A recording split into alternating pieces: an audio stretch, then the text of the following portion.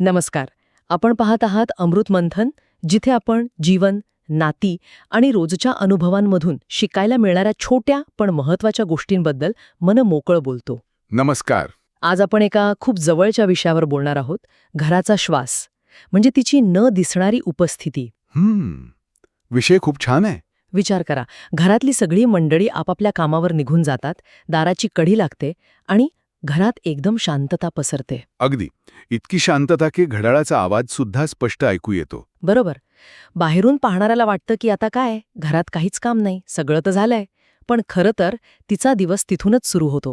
हो, आणि आज आपण त्याच शांततेत दडलेल्या तिच्या न दिसणाऱ्या कामाबद्दल आणि तिच्या मनातल्या आवाजाबद्दल बोलणार आहोत. तर ती दाराची कडी लागल्यावर येणारी शांतता, मला वाटतं ती सोफ्यावर बसून एक मोठा श्वास घेत असेल. आणि समोर ठेवलेला तो थंड झालेला चहाचा कप. हो, लोकांचा एक गैरसमज असतो की घरातली बाई म्हणजे रिकामी. पण आरशात पाहिल्यावर तिलाच माहीत असतं की तिचा दिवस तर आता सुरू झालाय. अगदी. तिचं काम पाण्यासारखं आहे. ते कुठे मुरतंय, कुठे जातंय हे दिसत नाही. पण त्यामुळेच घराचं झाड जिवंत राहतं, की नाही? खरंय. आणि या कामातलं सगळ्यात मोठं ओझं म्हणजे ते मानसिक ओझं, ज्याला आपण मेंटल लोड म्हणतो. बरोबर.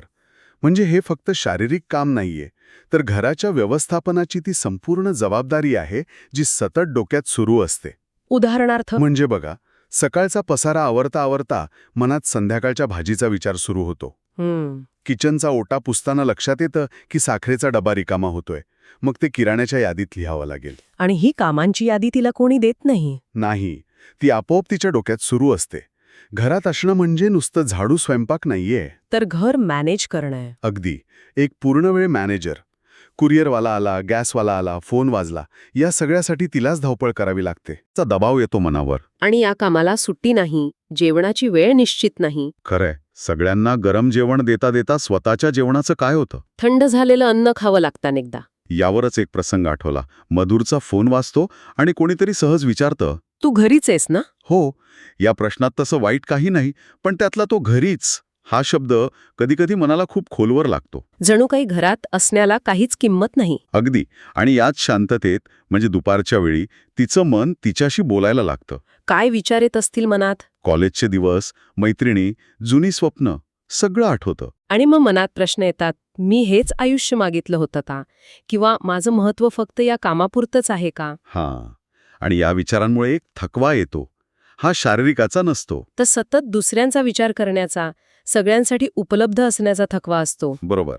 त्याला काय आवडेल, सासूबाईंना त्रास तर होणार नाही ना, या विचारांमध्ये स्वतःचा विचार मागे पडतो. असं वाटतं की बाहेरचे जग वेगाने पुढे धावतंय आणि आपण या चार भिंती थांबलो आहोत. पण हे खरं नाहीये. नाहीये. घर घर का असतं, फक्त विटा भिंतींनी नाही. नाही. घरातली ऊब, ती सुरक्षितता तिच्यामुळे आहे. ती आहे म्हणून सकाळी वेळेवर डबा मिळतो. आणि संध्याकाळी थकलेला जीव घरी यायला आसुसलेला असतो. ती थांबलेली नाही, ती या घराचं अदृश्य इंजिन आहे, ज्याच्यावर गाडी चालते. खूप छान उपमा आहे ही. तिचं नियोजन, तिची आठवणशक्ती, तिची काळजी, हीच तर या घराची ताकद आहे. बाहेरच्या कामाला पद असतं, पगार असतो, पण तिच्या कामाला प्रेम आणि विश्वास आहे. आणि मला वाटतं प्रेमावर चालणारं काम जास्त कठीण आणि महत्वाचं असतं. अगदी बरोबर. म्हणून घरात असणं म्हणजे थांबलेलं आयुष्य नाही. नाही, ते वेगळ्या गतीने चाललेलं आयुष्य आहे. जिथे कामाचं मोजमाप तासात नाही, तर काळजीत असतं. त्यामुळे पुढच्या वेळी जेव्हा मनात येईल की मी फक्त घरीच तर असते, तेव्हा स्वतःला आठवण करून द्यायला हवी काय? की तू फक्त घरी नसतेस, तू घर सांभाळत असतेस. हां, हे खूप महत्वाचं आहे. हे रिकामं असणं नाही. तर हे स्वतःला पूर्णपणे ओतून देणं आहे. आणि हे ज्याला जमतं तो माणूस साधासुधा नसतोच. खरे, तुझं अस्तित्व या घराच्या प्रत्येक कोपऱ्यात, प्रत्येक वस्तूत आहे. तू महत्वाची आहेस. तुझं काम महत्वाचं आहे. आणि तुझा हा जो शांत दिवस आहे, तोच या कुटुंबाचा श्वास आहे. त्यामुळे स्वतःकडे बघून एकदा हसलं पाहिजे, कारण तू आहेस म्हणून हे सगळं आहे. अगदी. तर ऐकणाऱ्या प्रत्येकासाठी एक छोटासा विचार दडलेली आहे. खूप छान प्रश्न आहे, आत्मचिंतन करायला लावणारा. व्हिडिओ आवडला तर लाईक करा, शेअर करा आणि अमृत मंथनला सबस्क्राईब करायला विसरू नका. अशाच मनाला भिडणाऱ्या गोष्टींसाठी अमृत मंथन सोबत जोडलेले रहा.